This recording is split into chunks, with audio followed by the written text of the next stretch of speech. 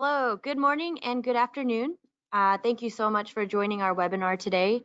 It's a continuation or a kind of a retouch of the m-VROC 2 product demonstration. This webinar will be hosted by our one and only R&D specialist, Dr. Soha Shabanarverki. And on the side, we will also have Dr. Stacy Elliott, who will be taking questions as we continue the webinar. The webinar will be fully recorded and the recordings will be sent to all signups and attendees at the end of the webinar. We just want to thank everyone for joining. Huge shout out to our partners in Japan who are also on at 3 a.m. their time right now. And just wanted to thank everyone again. Feel free to check out our social media platforms. We are on Facebook, LinkedIn, and Twitter. And if you go through our website, you can also check out the applications library that has a huge quantity of application notes and technical details that you may benefit from, and then also past recordings of webinars on our webinar library. Now, without further ado, I'd like to go ahead and introduce Dr. Shabanarverki. Thank you, Grace. Hello, everyone. Welcome to our webinar. Today, I'm gonna introduce you to our new viscometer that we launched in January 2023, the next generation m-VROC 2. I'm gonna highlight some of its most important features, and then I'm gonna show you how you can measure your sample with minimum sample volume, which is 15 microliter. So feature number one, the minimum sample volume has been reduced to 15 microliters. So if you have costly sample, you really want to measure the viscosity, our next generation m-VROC 2 can assist you in accurate viscosity measurement, even if you only have 15 microliter available for test. This is amazing. Feature number two, you can access to higher shear rates, potentially up to 2 million inverse second with m-VROC 2, which is the highest among all the Renaissance viscometers. Number three, the advanced software that has been designed for m-VROC 2 provides many more upgraded features for you. For example, if you have an unknown sample and you do not have an initial guess for the viscosity, the software can totally take care of it by using automatic measurement protocols. Unlike the m-VROC 1, that you have to put down an initial guess for the viscosity in order to determine the range of shear rates that you can test your sample at. Here, you shouldn't be worried about this. Feature number four, m-VROC 2 uses a Peltier temperature control that is a reliable and accurate device for controlling temperature on m-VROC 2, which can control temperature in the range of 4 to 70 degrees Celsius. I guess in most of the applications, you need to control temperature precisely and constantly. However, in m-VROC 1, water bath is used to control the temperature that compared to Peltier is less accurate. Peltier is much faster and much more stable. Number five, reservoir has been designed for sample retrieval and recovery. So multiple measurements can be performed with a single loaded volume because the sample can be retrieved back to the test range for the further measurements or for retesting. This is one of the great features of m-VROC 2 that allows us to do sample retrieval and recovery. So you can get a lot of more data with a lot less volume. And number six, m-VROC 2 comes with a chip cleaning station. It's been designed to automatically clean your chip and reservoir. The only part that you need to clean manually is test syringe.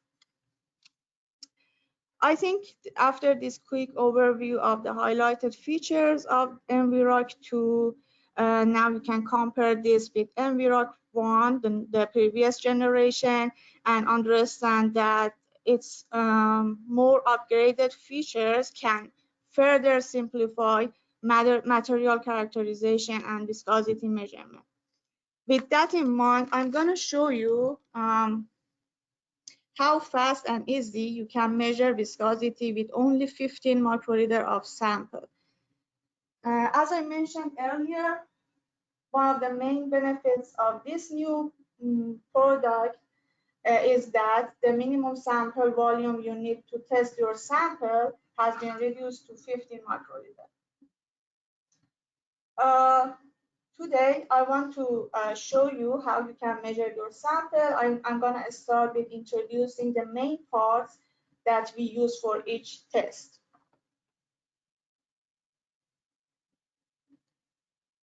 This is a reservoir. As I mentioned earlier, reservoir is used for sample retrieval and recovery.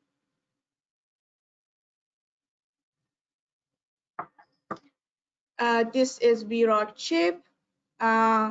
So the microfluidic channel and pressure sensors are located inside the housing. As you see, the m-VROC 2 chips are much more smaller than m-VROC 1 chips.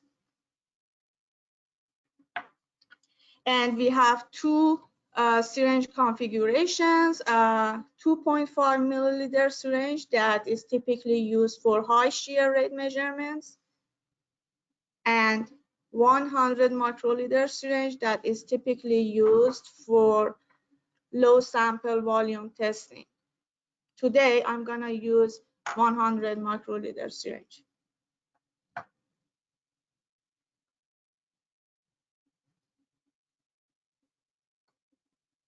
Now I'm going to show you how we load sample. For loading sample, we use positive displacement pipette. The good thing is that this is included in the m-VROC 2 package. So I set the volume at 15.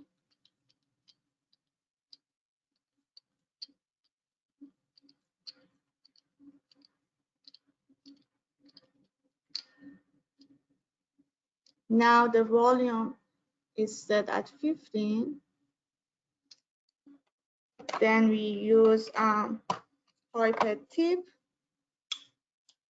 to load sample. Today I'm gonna test IPA. I slowly load sample into the pipette tip.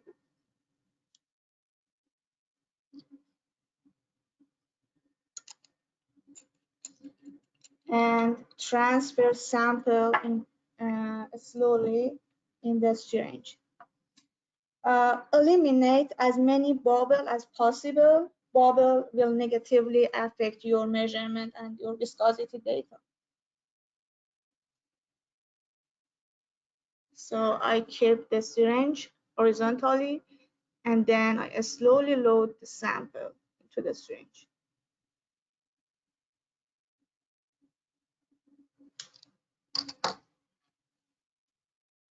And then take the plunger and push the plunger slowly to the 4D mark. Do not push the plunger all the way to the tip of the syringe, because 1 microliter means a lot for this low sample loading volume, for this loading. And if we push the plunger all the way to the tip, we might lose some of the sample. So we keep the plunger at the mark of the 4D, and then we close the sleeve and at the end of the syringe. And now it's time to connect these three parts together. So first I connect reservoir to chip. Here is the reservoir, and we can easily connect the chip to the reservoir. First I open the latch. After I insert the chip, I close the latch, and then I screw in the syringe.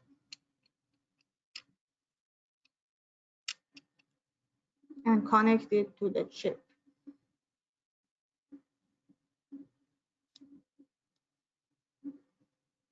Okay, now the system is ready. Here is our setup. Now I mount the whole setup on the cold plate on m-VROC tube. Okay, so there is a tube in here that we have to connect to the reservoir outlet. This tube goes all the way inside the unit, and it goes to the waste.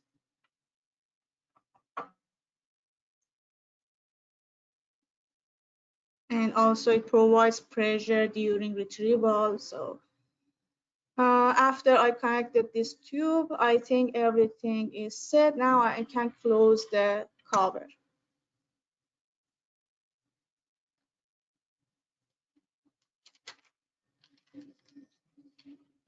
So now it's time to use software to run our sample and run our measurement.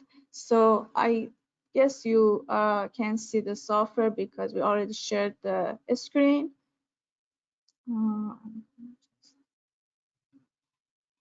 Minimize this.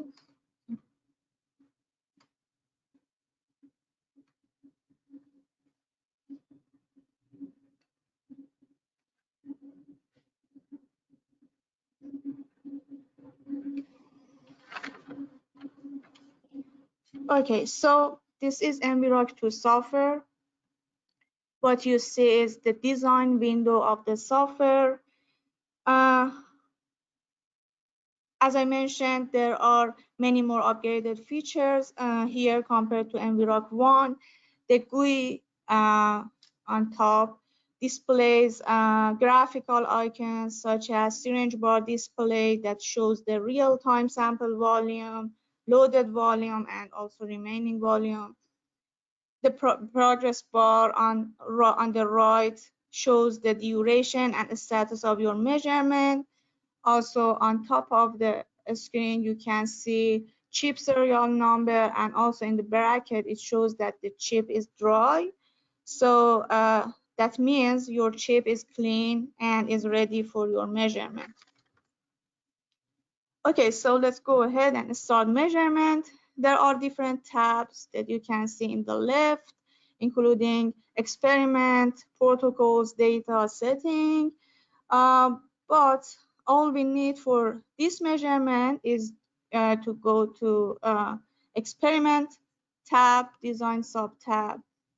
And here we can put down the sample name and then choose the proper measurement protocol from this drop-down menu. So for today's experiment, I'm gonna choose automatic measurement protocol. I'm using B05 chip, and the automatic measurement protocol that has been designed by RealSense can be used for running your unknown sample.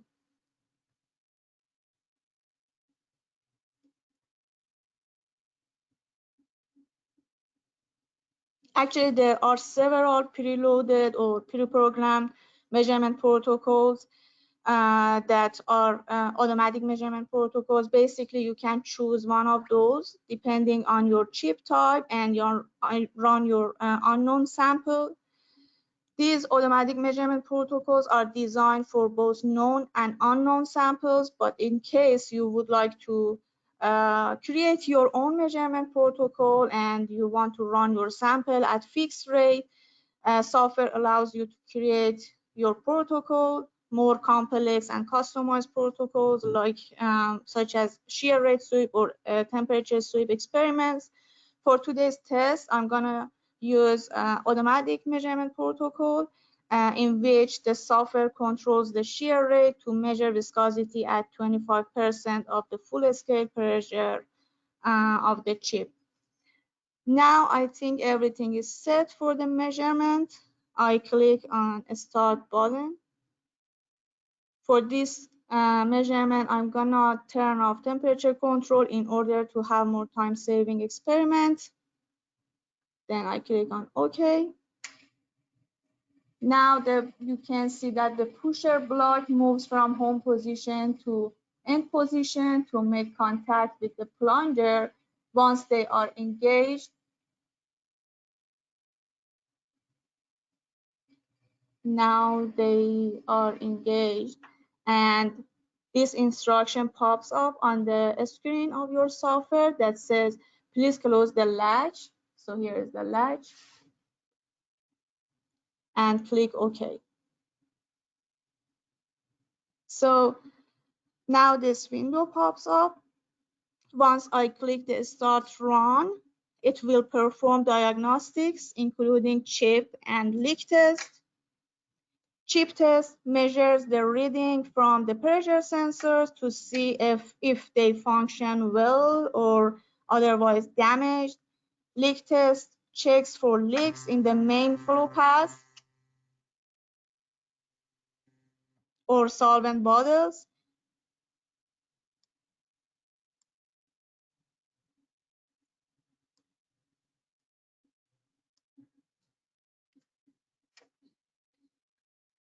Now it's okay.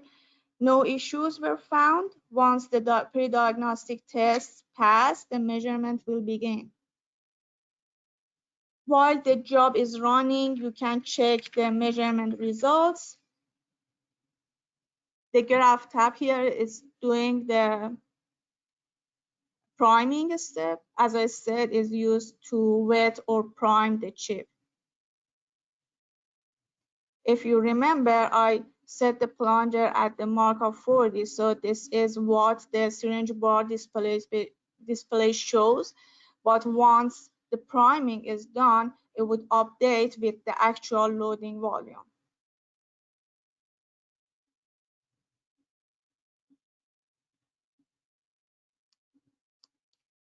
So the graph tab display here in the left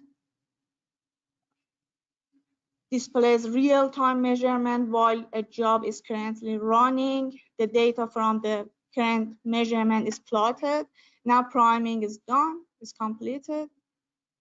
Then here it would retrieve the sample and then for the next measure. So here you see the actual loaded volume. I could transfer, actually I set the pipette at 15. I think it was not accurately at 15, so I transferred 15.4 microliter into the syringe.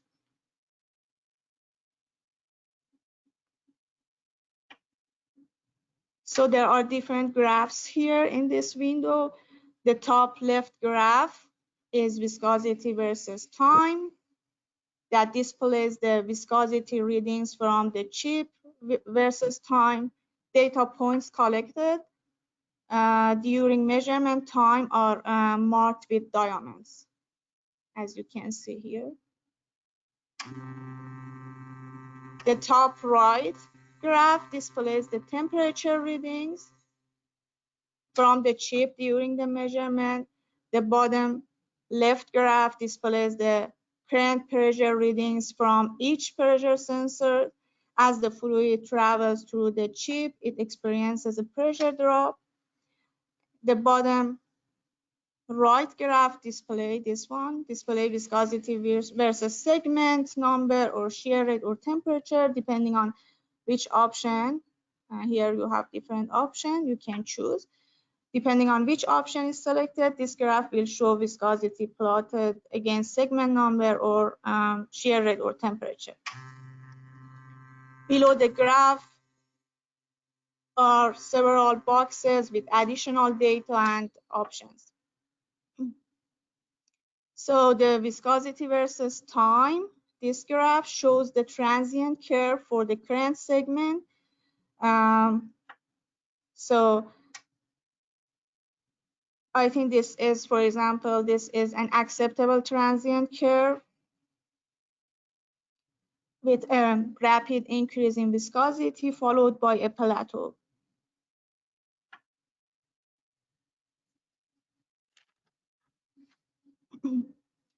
So we had 5 repeats for our measurement.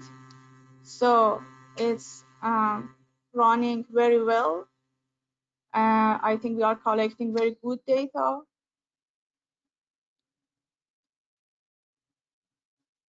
So the retrieval volume is 7.4. So this is the volume that you have for your test. So the volume that you have for your test is not 15.4, it's 7.4. So you see that with 7.4 microliter, we can get very good viscosity data.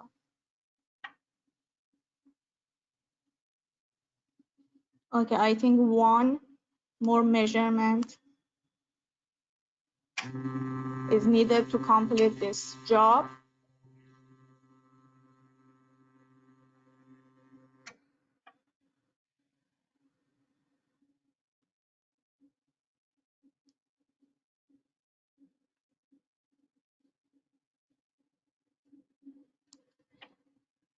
And also one of the other options in m-VROC 2 is barcode reader here. So you can scan the barcode and then the software automatically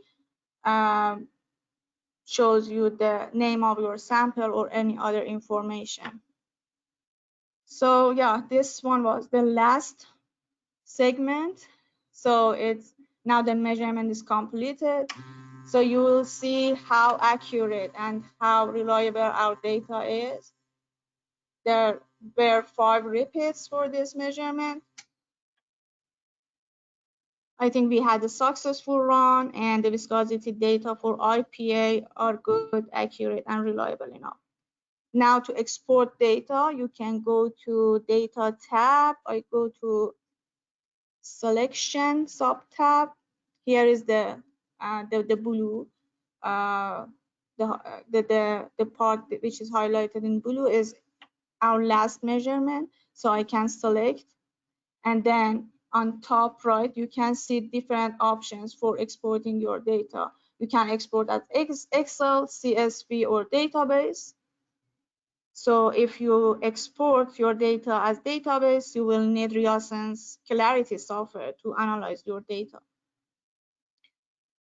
Okay, after the measurement is done, you can take out reservoir and chip, remove the syringe, and mount reservoir and chip on the CCS or chip cleaning station. And CCS will clean them automatically for you. And you have to clean the syringe manually with the same cleaning solvents that you use for cleaning the chip and reservoir. So yeah, now that our experiment is completed, I can open the latch, then I move the pusher block to the home position, and the final retrieval is recovery, so the sample can be retrieved back into the test range, and then you can use it for further tests or further characterization. So I think that's it for today and this webinar. So my colleague Dr. Iliad is here, so if you have any questions, we can take your question. I will give you some time to ask your question. Thanks, Soha. While we wait for questions from the audience, I was wondering, you had made the statement that the data looked good. Mm-hmm. So could you elaborate and explain how you came to that conclusion? Like what about the transient curve or the pressure profile led you to make that statement? So actually there are, if we go to table tab here, so we can see the R-squared values here. So these R-squared values are pretty good. I think that the best one is 1, and the rest also is very good, 0.9999, which is very good. The only one which is colored in yellow is 0.9994, even if it's yellow, but it's still good. So, and also the viscosity data. So we can calculate the percentage difference, but I think they are so close, 2.2. So that shows the viscosity of IPA that I think is good.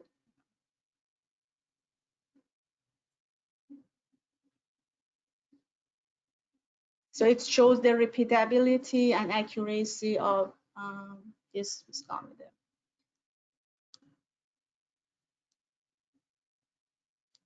Yeah, actually this table also shows you more details like viscosity data for each segment, shear rate, flow rate, full scale pressure, measured volume for each segment. So it only used about 5.3 for each segment, so which is very low sample volume.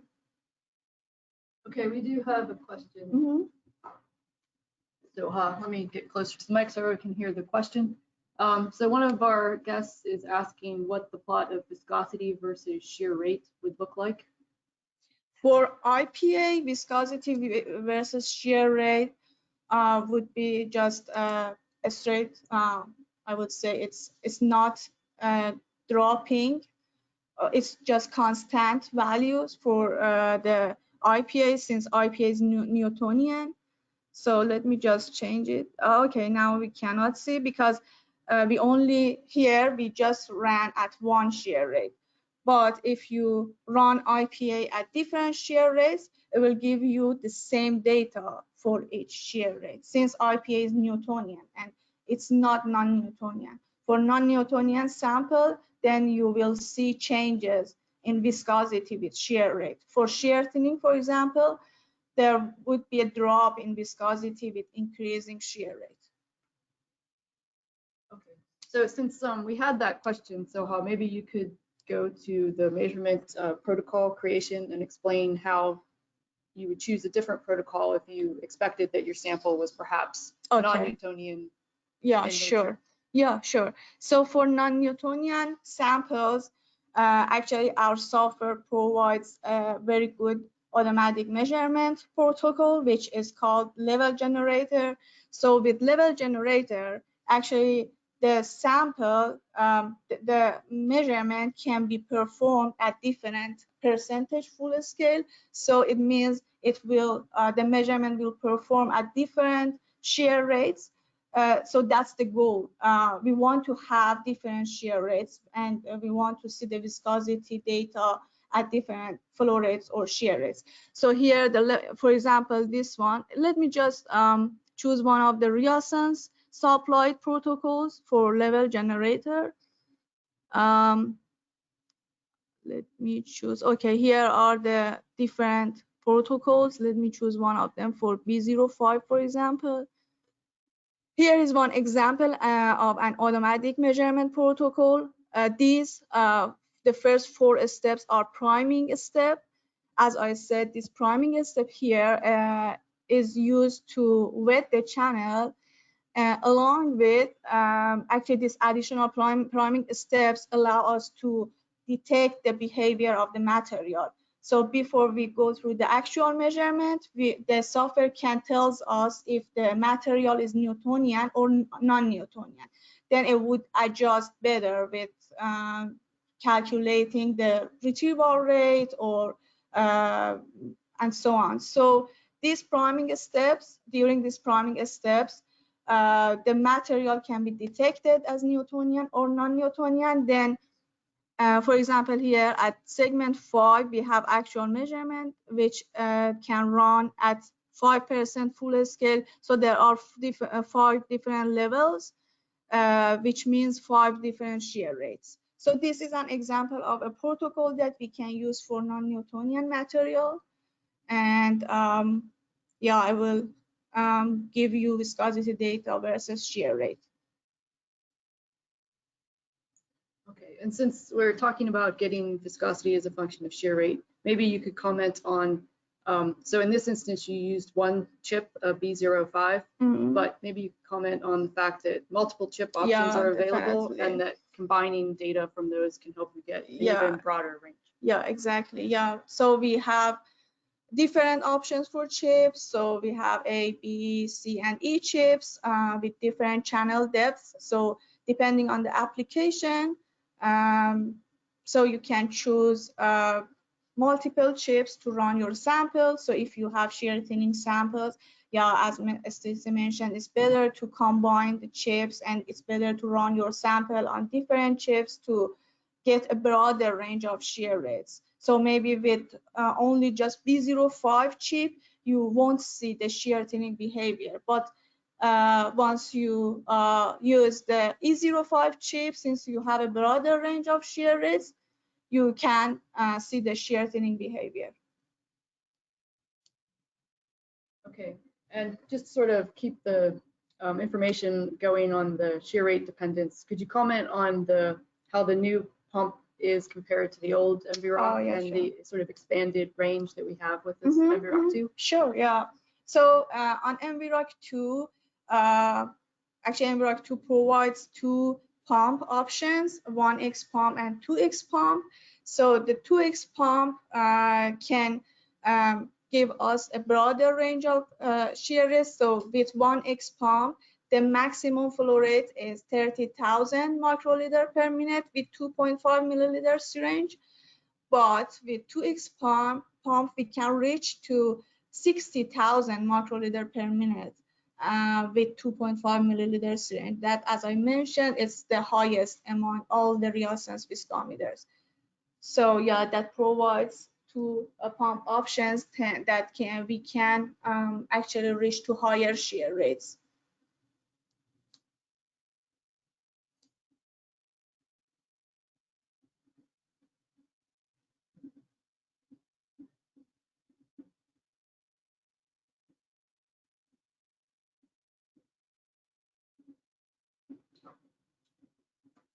Okay, so it looks like we have another question.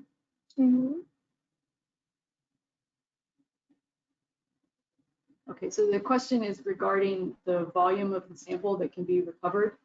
So the question, based on what our guest has seen, they think that it looks like in this instance it was 2.1 microliters that was recovered. No, actually, if they are looking at this, no, this one, actually, this syringe bar display, it has, actually, it cannot be updated after recovery. So this 2.5 mil microliter sample is after the last measurement. So after it recovered, unfortunately, it cannot show the recovered volume. So that's why I think they confused. But I don't know if you can see. Maybe I can take out the syringe and show you how much it's been recovered. So I don't know if you can see. So it's about 11 microliter has been recovered. Here is the sample. I try to focus. Is it clear? Let's see. I think it's reasonable. Okay. Yeah. So yeah, about 70 to 80%, depending on the viscosity of your sample, can be recovered into the syringe. So yeah, do not rely on this syringe bar display. It cannot be updated for the final step, for the recovery step. Yeah, and as Soha mentioned, something like IPA, which has viscosity close to 2, will get quite a bit of volume back. But then if you're dealing with samples that are, say, hundreds of centipoise, then you're going to get maybe more down towards the range of 50% recovery or so, just because that fluid is going to coat the inside of the flow path and we'll never get it all out exactly. Yeah, sure, exactly.